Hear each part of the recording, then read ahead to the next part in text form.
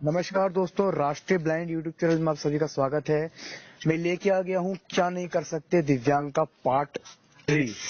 तो पार्ट 3 में इस एपिसोड में हमारे साथ तीसरी बार है जुल्फिकार जी, जिन्होंने हमारे चैनल पे तीसरी बार ये आए हैं। तो हम इनसे बात करेंगे कि इन्होंने कितना संघर्ष किया, और रोड पे चलते हैं तो हम किस किस चीज का हमें ख्याल रखना चाहिए, या पूरा मतलब हम आज काफी चीज में डिस्कस करेंगे और काफी के सवाल जवाब करेंगे। लेकिन शुरू करने से पहले अगर आप मेरे चैनल पर नए हैं तो चैनल को सब्सक्राइब करें, वीडियो अच्छी लगी हो तो वीडियो को लाइक करें, शेयर करें, कमेंट करें और बेल नोटिफिकेशन को ना दबाएं, और बेल नोटिफिकेशन को दबाना ना भूलें ताकि आने वाली वीडियो आप तक सबसे पहले जरूर पहुंचे। तो चलिए दोस्तों शुरू करते हैं। तो बहुत पहले तो बहुत बहुत स्वागत है जुल्फिकार जी आपका। बहुत बहुत धन्यवाद राहुल जी आपका। और मैं शायद तीसरी बार आपके कार्यक्रम में हूँ। एक बार मैंने यहाँ 2021 के लिए और एक बार मैंने चीन डैम का पूरा वो बताया था। हाँ, तो जुल्फिकार जी जी सबसे पहले आपका बहुत बहुत स्वागत है क्या नहीं कर सकते दिव्यांग का पार्ट 3 में। तो उसके बाद दोस्तों ये पार्ट 3 पर ही हम फिनिश कर देंगे। उसके बाद हम नए नए टॉपिक पर बात करेंगे। ये पार्ट 3 ला करके अब पार्ट 4 इसका नहीं आएगा। अब हम कोई और टॉपिक पर बात करेंगे, क्योंकि पार्ट 3 जो है इसका लास्ट है। तो जुल्फिकार जी सबसे पहले आप अपने बारे में बताएं। देखो भाई, मेरा नाम जुल्फिकार है और मेरा जन्म हुआ था 16 अप्रैल सन 1999 को दिल्ली के दरियागंज के इलाके के एक छोटे से घर में। और मेरे पिताजी का टी स्टॉल था, ठीक है, छोटा सा जी। और मैं बचपन में आपको बता दूं, बचपन में मैं ब्लाइंड नहीं था, थोड़ा सा दिखता था मुझे। जी। लेकिन मुझे ऑब्जर्वेशन मशीन में जो बच्चे को रखा जाता है रखा गया था। तो उसकी जो एकदम से लाइटिंग बहुत तेज पड़ी थी, जो मेरा आँख का जो रेटिना होता है वो जल गया था। ओहो, अच्छा। तो ये मतलब कितने साल की बात है ये, मतलब जब आप कितने साल के थे? मैं कम से कम 1-1.5 साल का था। ओह, तब तो आप में इतनी सोचने समझने की शक्ति नहीं थी। तो नहीं, फिर आपको ब्लाइंड रिलीफ एसोसिएशन का पता कहाँ से चला? हमें पता ऐसे चला कि हमारे पिताजी घूमते थे ना। उन्हें आदत थी इधर उधर घूमने की, वो वीकेंड में घूमने जाते थे। तो एक बार वो निजामुद्दीन गए हुए थे। अच्छा। हमारे नाना के साथ। आपको पता है निजामुद्दीन में मजार है और वो है ना। अच्छा। तो अच्छा। हमारे नाना जो थे वो मजार पे जाते थे, कार्यक्रम वगैरह करते थे वहां ना। तो एक बार वो गए थे, तो उन्होंने जब देखा तो कि ये स्कूल है बड़ा सा ओबराय के सामने। तो फिर उन्होंने अंदर घुस के एक दिन पता किया गार्ड से कि क्या क्या है इसमें। तो उसने बताया सब कुछ। गुलाब जी गार्ड थे उस समय। उन्हीं से संपर्क किया था मेरे पिताजी। अच्छा। तो फिर हमें अगले दिन बुलाया गया उन्हें। जी तो पहले जो हमारे प्रिंसिपल है केजे कुरियन, आपको याद होगा। जी जी जी बिल्कुल। तो वो हमें लेने को तैयार नहीं थे क्यों? कि कि भाई सीट फुल हो चुकी है। अच्छा। इसलिए तो कमल वर्मा मैडम थी एक। हालांकि उनके स्क्रिप्ट की वजह से बच्चे उन्हें पसंद नहीं करते थे, हम भी नहीं करते थे, आपको याद होगा। जी जी। लेकिन उन्होंने, सही बताऊं तो उन्होंने मेरा एडमिशन वहां पे फाइनल करवा दिया था। अच्छा। फिर 21 जुलाई सन 2004 से मैं वहाँ ज्वाइन हो गया था। और ये विपिन, सुमित, मेहर, इन सबको जानते होंगे आप भी। हाँ बिल्कुल। सबसे पहले मैं इन्हीं की क्लास में गया था। जी। तो फिर मतलब आपने वहां से कहाँ तक पढ़ाई करी है? जी मैंने 9वीं तक तो वहां से पढ़ाई की है। जी। और एक बार मैं आपके बैच में भी आ गया था, 1 साल में, याद होगा आपको। हाँ हाँ बिल्कुल आए थे। तो तो अपने उसका कारण ये था कि मुझे ब्रेल आती नहीं थी, इसीलिए। अच्छा चलो कोई नहीं। वैसे वहां से आपने क्या क्या ज्ञान लिया? वहां से मैंने संगीत का ज्ञान लिया। डॉक्टर रविंद्र प्रताप सर थे, एक संगीत के केशव सर थे, याद होगा आपको। हाँ बिल्कुल। तो वो मेरा गाना सुन सुन के तारीफ करते थे और मैंने वहाँ बांसुरी बजाना भी सीखा। छठी क्लास से आपको मालूम होगा कि वाद्य यंत्र मिलता है वहाँ पे। हाँ बिल्कुल। तो मैंने बांसुरी भी सीखी, सितार भी सीखा, तानपुरा भी सीखा। वाह बहुत बढ़िया। और एक हमारे साथी थे देवेंद्र जी, उनकी बदौलत मैंने थोड़ा बहुत ज्यादा तो नहीं, ढोल बजाना भी, ढोलक तबला भी सीख लिया। देवेंद्र सिंह बैनीवाल जो हमारे इस कार्यक्रम से जुड़े थे, आए थे वो हमारे जी कार्यक्रम। जी, वो हमारे स्कूल में हमारे साथी भी रहे हैं। हाँ आपको याद होगा। तो जुल्फिकार जी, जी ये तो था आपका जीवन परिचय, जी और हमारा कार्यक्रम है क्या नहीं कर सकते दिव्यांग का लास्ट और अंतिम पड़ाव पार्ट 3। ठीक है, तो जी ठीक है, हम अब टॉपिक शुरू करेंगे, लेकिन शुरू करने से पहले अगर आप मेरे चैनल पर नए हैं, चैनल को सब्सक्राइब करें, वीडियो को लाइक करें और बगल में बेल नोटिफिकेशन को दबाएं ताकि आने वाली वीडियो आप तक सबसे पहले जरूर पहुंचे। तो जुल्फिकार जी, जी आप ये बताइए, जैसे हम रोड पर कहीं चल रहे होते हैं बाहर, ब्लाइंड, जैसे हम टोटली ब्लाइंड है, अगर रोड पर चल रहे होते हैं बाहर, तो हमें किन किन चीजों का मतलब सावधानियां हमें बरतनी चाहिए। जैसे हम हाईवे पर ब्लाइंड अकेला चल रहा है, या उसका जो चल रहा है या चल रही है, ठीक है, या उसका कोई साथी नहीं रहता है, या उसके साथ कुछ कोई व्यक्ति रहता नहीं है, तो कैसे मतलब चलना चाहिए। देखिए, सबसे पहले तो हमें एक बात का ध्यान रखना चाहिए। खास करके मैं उनके लिए कह रहा हूँ जो ब्लाइंड पहली बार अपने घर से निकलते हैं। सबसे पहले अपने मन में डर नहीं बैठाना चाहिए। सही बात है कि यार मैं हाईवे पे जाऊंगा तो मेरे साथ ये हो जाएगा, मेरे साथ वो हो जाएगा। क्योंकि स्टिक जो है ये आपका एक ऐसा साधन है। हाँ। कि इसको असल में स्टिक ही हमारी आंख है जी, स्टिक ही हमारी आंख है। और मैं सब क्यों कह रहा हूँ, इसी को देख करके गाड़ी वाले साइड हो जाते हैं। और आजकल तो स्मार्ट कैन वगैरह भी आ गई है। देखिए, स्मार्ट कैन जहाँ तक मैं समझता हूँ कि वो इतनी सक्सेस हो ही नहीं है अभी। नहीं, वो असल में क्या है ना कि वो इतनी सक्सेस इसलिए नहीं हुई है कि बहुत सारे ब्लाइंडों को उससे इफेक्ट पड़ा है। कि पहले मतलब जैसे वो कभी कभी एक ब्लाइंड के साथ तो ऐसे हुआ था कि गड्ढा तो आगे था, उसने वाइब्रेशन नहीं दिया, तो वो धड़ाम से गड्ढे में मतलब उसका पैर फिसल गया। तो ये अभी सक्सेस नहीं है। नहीं तो आप सिंपल ही स्टिक लेके चलें। और जहाँ तक मेरे को लगता है कि स्टिक को, जैसे हम चल रहे हैं रोड पर, तो स्टिक को आगे रखना चाहिए। स्टिक जी हाँ, स्टिक हमारी आंख है। उसी से ही हमें रास्ता भी पता चलता है और उसी से ही गाड़ी वाला जो है हमसे साइड से मान लिया, यहाँ पर तो गाड़ी वाले हम रोक दिया है ना जी, वहां पर जैसे हम बिल्कुल हाईवे पर चले जाएं और हमें रोड क्रॉस कराने वाला हमें जल्दी मिलता भी नहीं और जल्दी नहीं मिल रहा है, और अभी कोविड का भी दौर है, तो अगर ऐसी स्थिति में अगर ब्लाइंड पर्सन अकेला जाए और उस पर ये मुसीबत आ जाए, तो वो व्यक्ति उस स्थिति में क्या करना चाहिए। सबसे पहली बात तो घबराना नहीं चाहिए। नहीं, वो तो ठीक है, घबराना तो नहीं चाहिए, लेकिन अगर ऐसी स्थिति अगर आप पर आ गई तो आप क्या करेंगे। देखिए, मैं तो ये करूंगा कि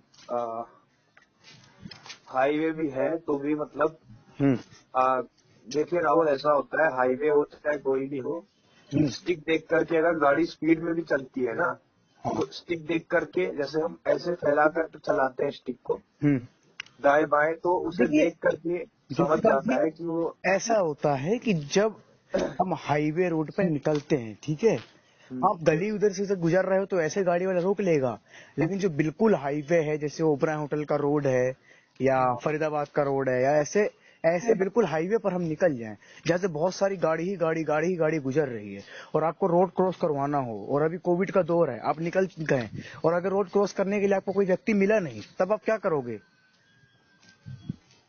देखिए, सबसे पहली बात तो ये है कि भाई इसमें तो मैं फिर यही कहूंगा कि जब आप ऐसे रोड पे जा रहे हैं तो सबसे पहली बात तो अगर आपको मालूम है कि ऐसा दौर है बाहर जल्दी कोई मिलेगा नहीं, तो जहां से आप जा रहे हैं, जिस भी जगह से जा रहे हैं, सबसे पहले तो आप अपने साथ एक पार्सली को लेकर के चले जरूर। अगर जैसे किसी के पास वो भी सुविधा ना हो तो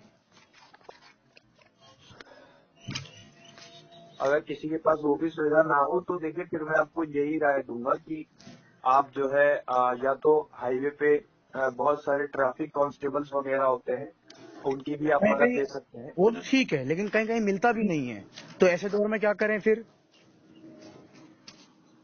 ऐसे दौर में तो फिर वही अपनी छड़ी ही जिंदाबाद होती है, क्योंकि नहीं, देखिए जब देखो छड़ी से, कोविड का देखो दौर देखो है। सुनो सुनो, छड़ी से तो ये होगा जुल्फिकार जी, ऐसे हम रोड पे निकल रहे हैं, ठीक है ना, जी तो छड़ी से तो हम रोड क्रॉस कर नहीं पाएंगे। अगर छड़ी ही रोड क्रॉस करवा देती तो फिर हमें इंसान की हेल्प क्यों लेनी, मतलब किसी नॉर्मल की हेल्प क्यों लेनी पड़ती फिर? जी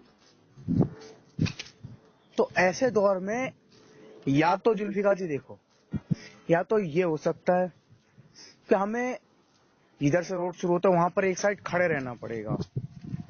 ऐसा तो है नहीं कि पूरे दिन में कम से कम एक या दो व्यक्ति तो निकलेगा। ऐसा तो है नहीं कि सारे मतलब बेकार ही रहे, ऐसा कोई हेल्प नहीं कर हाँ, रहा कोई, मतलब मैं यही कहने की कोशिश ही कर रहा था कि या तो आप वहाँ ट्रैफिक कांस्टेबल की हेल्प ले सकते हैं, नहीं तो फिर एक काम हो सकता है कि आप जो है जहाँ से रोड शुरू होगा वहाँ खड़े रहिए, क्योंकि गाड़ियां हाईवे पे आजकल इतनी तेज जाती हैं कि वो सही में बहुत सारी ब्लाइंड्स की मैंने सुनी है। मैं भी बहुत सारे लोगों से बात करता हूँ तो बताते हैं कि कई कई गाड़ी वाले तो छड़ी को ही कुचल देते हैं, हाँ ऐसा हुआ है। कई कई लोगों की तो छड़ी तोड़ देते हैं, वो लोग देखते भी नहीं। तो इसलिए या तो आप उन लोग की हेल्प ले सकते हैं, नहीं तो आप एक साइड में खड़े हो जाइए। और जो भी कोई गुजरे, हम्म, ऐसा तो नहीं है कि कोई भी आपके हाथ का इशारा समझेगा नहीं, तो उसे आप हाथ का इशारा दे करके मदद के लिए बुलाते रहिए। हम्म, अब जो भी, और दूसरी बात यह है कि जो भी व्यक्ति मदद के लिए आपकी मदद कर रहा है, हम्म, अब मान लीजिए कोई लेडीज मिल गई, हम्म। तो हमारे ब्लाइंड भाइयों में प्रॉब्लम ये है कि आप कुछ समझ रहे हैं, मैं ज्यादा कुछ नहीं कहना चाहूंगा इसके बारे हाँ में। हाँ बिल्कुल बिल्कुल बिल्कुल, वो मैं आपकी बात से बिल्कुल सहमत हूँ इस चीज तो को। हाँ, इस चीज को देखिए, मैंने पार्ट टू में इस चीज का मैंने डिस्कस किया था या नहीं किया था, तो नहीं नहीं, पार्ट टू में शायद नहीं किया था। चलो हाँ आप बोलिए। तो मैं ये कहना चाहूंगा कि देखो, कोई भी आपकी मदद के लिए मिलता है, हम्म, आप दिल में यही सोच के चलें हम्म, कि भगवान का शुक्र है जिसने मुझे मदद के लिए दे दिया है। और अगर आप ये सोचते हुए चलेंगे, हम्म, आप ये ना सोचे कि चलो ये मदद के लिए मिल गया तो मतलब, तो फिर ऐसा मत सोचिए। आप जो भी कोई मदद के लिए मिलता है उसका दिल से शुक्रिया करें, हम्म। और पूरे रास्ते मतलब यही सोचते हुए चले कि हाँ इसने मेरी मदद की है। देखो, हमारे कुछ ब्लाइंड भाई में मतलब गलत धारणा भी रहती है, जैसे कोई लेडीज रोड क्रॉस करा दे, या मतलब वो लोग फिर गलत सोच रखते हैं, तो ऐसे फिर उन लोगों को भी हेल्प नहीं मिल पाएगा। देखो, तो इसमें आप सारे ब्लाइंडों को क्या सजेस्ट देना चाहते हैं आप? मैं यही सजेस्ट देना चाहूंगा कि जो मदद के लिए आएगा उसके लिए तो कम से कम ऐसी धारणा ना ही रखें। हम्म। और एक चीज और है जुल्फिकार जी, बोलो। जैसे कि आप उन ब्रांड को क्या सजेस्ट देना चाहेंगे जो कि कुछ लोग तो मेरे से ये भी कहते हैं कि भाई यार हमें स्टिक ले जाने में शर्म आती है, और कुछ पार्शली व्यक्ति तो स्टिक लेके ही नहीं चलते हैं, उनके बारे में आप क्या कहना चाहेंगे? नहीं नहीं, ये तो करना ही नहीं चाहिए। देखिए, हम्म, चाहे आप B2 हो, चाहे आप A1 हो, हम्म, लेकिन स्टिक तो लेकर के जाना ही चाहिए। हम्म। तो इसमें मतलब कोई हम्म, इसमें कोई शर्म की बात तो है नहीं भाई, कि कोई स्टिक देखेगा तो क्या कहेगा, ये कहेगा, ऐसी सोच बहुत सारे लोगों के मन में आ जाती है। हम्म, तो ये नहीं करना चाहिए, क्योंकि स्टिक से बहुत जितने फायदे स्टिक से होते हैं उससे ज्यादा नुकसान स्टिक के बिना होते हैं। जैसे क्या क्या नुकसान हो सकता है? जैसे मैं किस्सा बताता हूँ आपको। हम्म, मैं 2016 में ट्रेनिंग किया था BRA में, अब से 1 साल पहले। अच्छा, तो उस समय क्या था कि एक ब्लाइंड हमारे यहाँ से गया था शनिवार को। अच्छा, हाँ शायद मैंने भी सुना था, हाँ बताइए। तो उसका एक्सीडेंट हुआ बहुत बुरे तरीके से। हम्म, तो बाद में रवि सर ने हमें बताया कि वो जो है बंदा पार्सली था और स्टिक लेकर के नहीं गया था। हाँ, तो वो जैसे ही हाईवे पे गया तो वो कार वाले ने उसको ठोक दिया। देख लो। तो इसलिए स्टिक लेके तो चलना चाहिए, स्टिक हमारी काम है।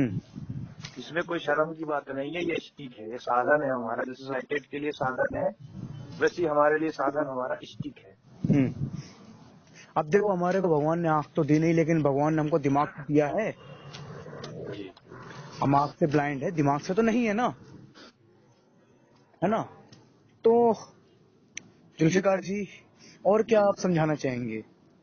और मैं यही समझाना चाहूंगा कि भाई स्टिक ज्यादा से ज्यादा यूज करें जहां भी आप जाएं, खास करके मल्टीपल लोकेशंस पे जहाँ पे, और जो पार्सली है वो अपने आप को इतना इतना वो ना समझे कि मैं पार्सली हूँ तो मैं स्टिक नहीं ले जाऊंगा या मुझे शर्म आती है, मैं इतना रास्ता देख सकता हूँ।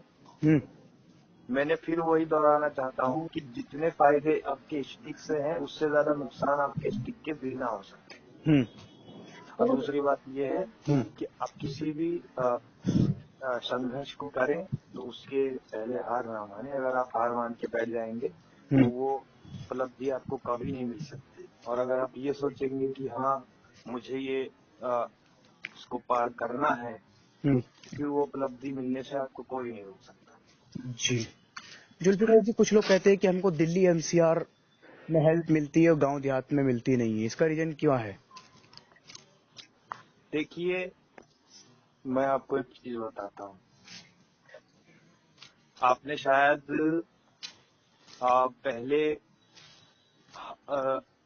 एक भारतीय दिव्यांग चैनल है, तो आपने शायद उसमें कार्यक्रम करते हुए मुझसे सवाल पूछा था, तो मैंने इसका जवाब कुछ दिया था, तो मैं वही जवाब आपको देता हूँ कि देखिए पहले क्या होता था, जैसे कवि सूरदास जी भी लिखे गए हैं कि दिव्यांगों को पहले, आपने अभी तक ये भी देखा होगा कि गाँव में अक्सर ऊंच नीच चलता है। हाँ, अभी भी चलता है, क्यों नहीं, बिल्कुल चलता है ना। तो वैसे ही दिव्यांगों को पहले इस समाज में अभिशाप समझा जाता था। अच्छा। तो अब ग्रामीण इलाकों में इतनी एजुकेशन नहीं है, आधे से ज्यादा लोग वहाँ पे पुरानी सोच के। अच्छा जी, ठीक है। तो इसीलिए मुझे ये कहना पड़ रहा है अपने देश के संदर्भ में कि एजुकेशन ना होने की वजह से उनके दिमाग में वही पुरानी भावना अभी तक है कि दिव्यांग का अभिशाप है। अच्छा, तो इसीलिए ग्रामीण इलाकों में हमें नीची नजरों से देखा जाता है। ठीक है, जब ऐसा अभी आपने कहा कि गांव में एजुकेशन नहीं है, तो फिर उनको ये कैसे पता कि सूरदास जी ऐसा लिख कर गए हैं? आधे से ज्यादा लोगों को तो वो भी नहीं पता है कि सूरदास जी थे कौन। अच्छा। अगर आप गाँवों में आप भी सर्वे करें तो आधे से ज्यादा लोगों को तो ये भी नहीं पता है कि सूरदास कौन थे। अच्छा, जैसे भी हम कभी बसों में चलते हैं, कुछ लोग कहते हैं कि देखो ये तो सूर है, ऐसा क्यों बोलते हैं? इसका रीजन क्या है? इसका रीजन वही है।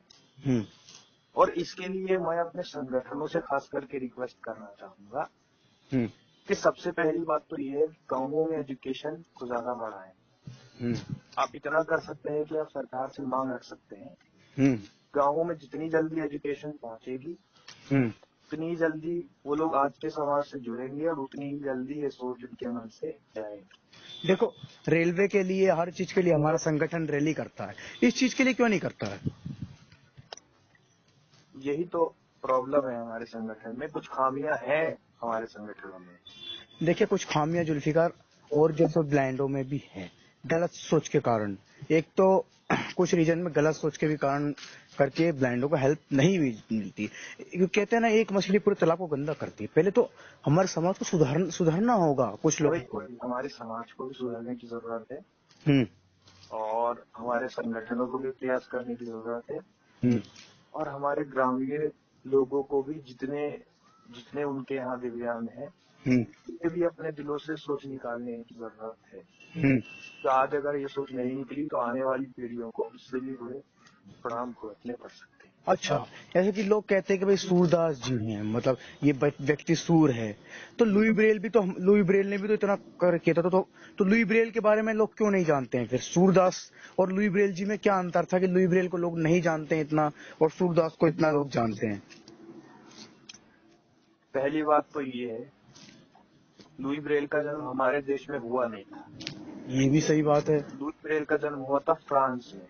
हम्म। और वहां पे, वहां के लोगों में और हमारे लोगों में यही अब तक अच्छी वो है, हम्म। मतलब असमानता यही है कि फर्क ये है कि वहां की जो सरकार है वो शुरू से ही, हम्म। जब वहां लोकतंत्र भी नहीं था और देशों में, अच्छा।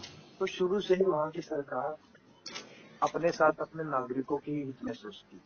अच्छा। और हमारे यहाँ आपने देखा होगा, हम्म। ग्रामीण इलाकों से सोच क्यों नहीं निकल पाती। हम्म। हम्म। एक पार्टी कहती है हम्म। हम हिंदुओं को संरक्षण देंगे, हम्म। दूसरी पार्टी कहती है हम दलितों को संरक्षण देंगे। हम्म। सबसे पहले तो हमारी पार्टियों को सुधरने की जरूरत है। अच्छा। हमारी पार्टियों को ये सोचने की जरूरत है कि हम्म। हम इन सब चीजों पे वोट ना मांग करके विकास की बात करें, हम्म। सभी नागरिकों को साथ लेकर के चलें। हम्म। तो अब जिस दिन इन पार्टियों ने ये सब सोच लिया, हम्म। तो एक भी ग्रामीण के मन में ये सोच नहीं रह पाई। तो जुल्फिकार, जैसे कि हम 4 जनवरी को लुई ब्रेल की जयंती मना रहे हैं, ये तो लुई ब्रेल को सिर्फ खाली ब्लाइंड फील्ड के ही लोग जानते होंगे? नहीं, नॉर्मल भी जानते हैं। नॉर्मल जैसे कौन? जैसे कि बहुत सारे यूट्यूब चैनल हैं, जो मतलब, नॉर्मल से भी, नॉर्मल ने ही वीडियो डाल रखी है। नहीं नहीं, वही लोग जानते होंगे जो ब्लाइंड लोग की समाज सेवा करते होंगे, वही लोग जानते होंगे। नहीं नहीं नहीं नहीं, ऐसा नहीं है। आजकल जो जितने भी पढ़े लिखे ज्यादातर लोग हैं वो जानते हैं। अच्छा। तो जब विकलांग दिवस आता है, विकलांग दिवस क्यों मनाया जाता है? विकलांग दिवस के बारे में आई थिंक मुझे ज्यादा कुछ अभी मालूम है नहीं। हम्म। लेकिन हाँ, मैंने इतना जरूर सुना है कि इसकी शुरुआत जो है किसी देश में शायद शुरू हुई थी 1900 कुछ में, हम्म। 3 दिसंबर को। हम्म। और ये दिवस शायद इसलिए मनाया जाता है कि मतलब इस दिवस का मकसद यही होता है कि दिव्यांगों के बारे में हम्म। अच्छी सोच, हाँ। अच्छी बातें हम्म। लोगों के मन में हम्म। डाल। हाँ। जैसे कि कारगिल विजय दिवस मनाया जाता है, हम्म। तो उसमें हम याद करते हैं कि हमारे सैनिकों ने कैसे पाकिस्तान को पहाड़ियों से खदेड़ा था। अच्छा। वैसे इसमें भी शायद इसलिए मनाया जाता है कि दिव्यांगों को और प्रोत्साहित करें और जागरूक करें। हम्म। तो जुल्फिकार जी, बहुत बहुत धन्यवाद आपका हमारे इस कार्यक्रम में जुड़ने के लिए। और आपको तीसरी बार मेरे YouTube चैनल पर आकर कैसा लग रहा है? बहुत अच्छा लग रहा है। आपका धन्यवाद, क्योंकि आपने मुझ पर इतना भरोसा किया। तो साथियों, एक मिनट, जुल्फिकार जी, आप जाते जाते क्या संदेश देना चाहेंगे? जाते जाते मैं यही संदेश देना चाहूंगा, सबसे पहले अपने दिव्यांग भाइयों को ज्यादा से ज्यादा स्टिक का इस्तेमाल करें। जिस लक्ष्य को छूना चाहते हैं वो लक्ष्य पूरा करने की ठान ले एक बार, तो उसे रुके ना, हार ना माने।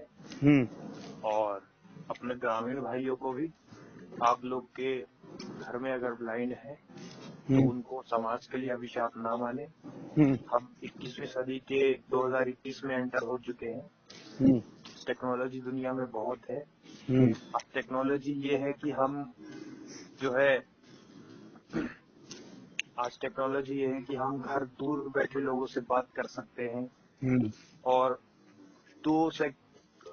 10 मिनट में या 2 घंटे में उड़ के भी कहीं जा सकते हैं। सही बात है। प्लीज इस दौर में ऐसी सोच ना रखें, और सरकारों से भी कि ये इन सब ऊंच नीच के मामलों पे वोट ना मांगे जी। विकास के कार्यों पे मांगे और विकास के करें। आपके आप आपकी आपकी मेहनत से भी ग्रामीण इलाकों में इस वक्त जो है नहीं रहेगी, और अपने संगठनों से भी, जिस तरह से आप रेलवे के लिए अभियान चलाते हैं वैसे ही आप सरकार से गाँवों में एजुकेशन की भी मांग करें और गाँवों में जन जागरण दिव्यांग अभियान चलाएं। क्योंकि आज अगर ये सोच नहीं निकली तो आने वाली पीढ़ी को ज्यादा भुगतना पड़ सकता है। इसी उद्देश्य के साथ, इस संदेश के साथ धन्यवाद। तो दोस्तों, ये था क्या नहीं कर सकते दिव्यांग का लास्ट पार्ट 3। अब हम बात करेंगे किसी और टॉपिक पे, वीडियो लाएंगे किसी और टॉपिक पे, लेकिन हम लोगों के इंटरव्यू तो जारी रखेंगे। एक के बाद एक इंटरव्यूज हम दिखाते रहेंगे, लेकिन टॉपिक पे भी डिस्कस हम करते रहेंगे। साथियों, आप लोगों के लिए एक सूचना है कि 26 जनवरी को हम या तो कोई सीरियल या तो कोई गाना प्रोग्राम वगैरह आप कुछ अपलोड करने वाले हैं। सीरियल अगर हमसे हो पाता है तो ठीक है, नहीं तो गाना वगैरह हम सॉन्ग वीडियो में अपलोड करेंगे। अगर आप देखना चाहते हैं तो आपको ये 3-4 काम करने होंगे। पहला काम, अगर आप मेरे चैनल पर नए हैं, चैनल सब्सक्राइब करें, वीडियो को लाइक करें, शेयर करें और बगल में बेल नोटिफिकेशन को जरूर दबाएं ताकि आने वाली वीडियो आप तक सबसे पहले जरूर पहुंचे। और जी हाँ साथियों, अगर कोई मेरे यूट्यूब चैनल के माध्यम से इंटरव्यू वगैरह देता है या देना चाहता है तो मेरे व्हाट्सएप नंबर 9654223684 पे संपर्क करें। और इंटरव्यूज हम लाते रहेंगे रोजाना, पर डे हो सकता है तो ठीक है, हम लाते रहेंगे। और दूसरी बात, हम टॉपिक्स पे भी बात करते रहेंगे, जैसे कि मैंने 3 टॉपिक लाया। क्या नहीं कर सकते दिव्यांग का पार्ट 1, पार्ट 2 में मैंने खुद डिस्कस किया, पार्ट 3 में हमारे साथ जुल्फिकार जी हैं, तो हम ऐसी टॉपिक्स लाते रहेंगे। तो इंटरव्यूज तो खैर हमारे चलते ही रहेंगे। ये इंटरव्यू रोज आना, 1 या 2-3 इंटरव्यूज आपको सुनने के लिए मिल जाएंगे। टॉपिक्स तो खैर कभी कभी आएंगे। चलिए ठीक है, मैं ज्यादा समय न लेते हुए आज के लिए इतना ही। नमस्कार।